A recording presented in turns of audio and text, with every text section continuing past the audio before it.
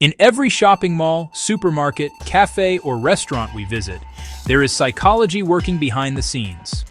The design of the building, the signs, the menu, the distance between tables, and even the order of a line can influence how we feel and what we choose.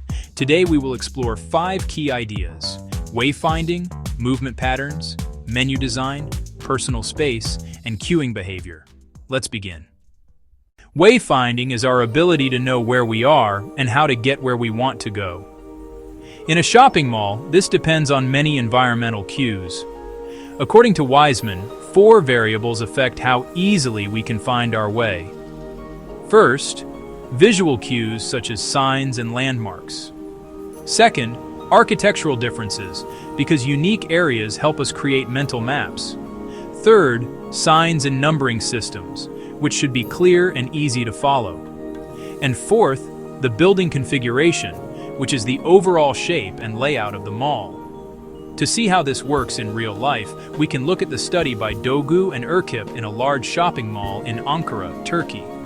They analyzed the layout of the mall, observed how people moved, and asked shoppers to complete questionnaires. The mall used many pictographs to give information, but some details made navigation difficult. For example, the door numbers were confusing and did not follow a clear order. Or you are here. Maps existed, but many people did not notice them. Others found the signs unclear.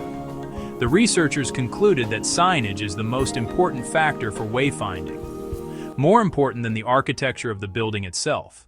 How shoppers move inside a store also follows predictable patterns.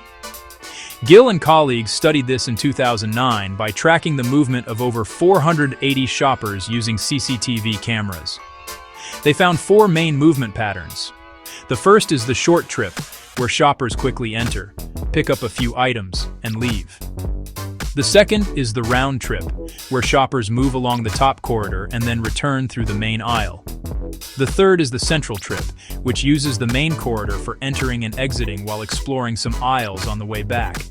And the fourth is the wave trip, where shoppers zigzag through several aisles. The researchers also found 5 types of shoppers. There is the specialist, who focuses on only a few products. The native, who knows the store well and moves efficiently. The tourist, who stays near the entrance and explores casually. The explorer, who visits almost every aisle. And the raider, who moves quickly and with purpose. These insights help stores organize aisles, place products, and design layouts that fit different kinds of shoppers. Menus are much more than lists of food. They are powerful marketing tools. Research by Pavicic shows that customers spend only about 109 seconds reading a menu. Because of this, restaurants use visual strategies to guide our eye movements. One technique uses eye magnets, such as boxes, bold fonts, or pictures, to pull our attention to specific dishes.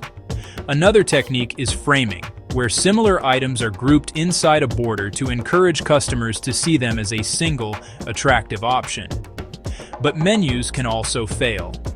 Mistakes include using a font that is too small, overloading the page with information, or designing a menu that does not match the restaurant's style. Memory also plays a role in menu design. The primacy effect tells us that items at the top of a list are easier to remember. The recency effect tells us that items at the end are also more memorable.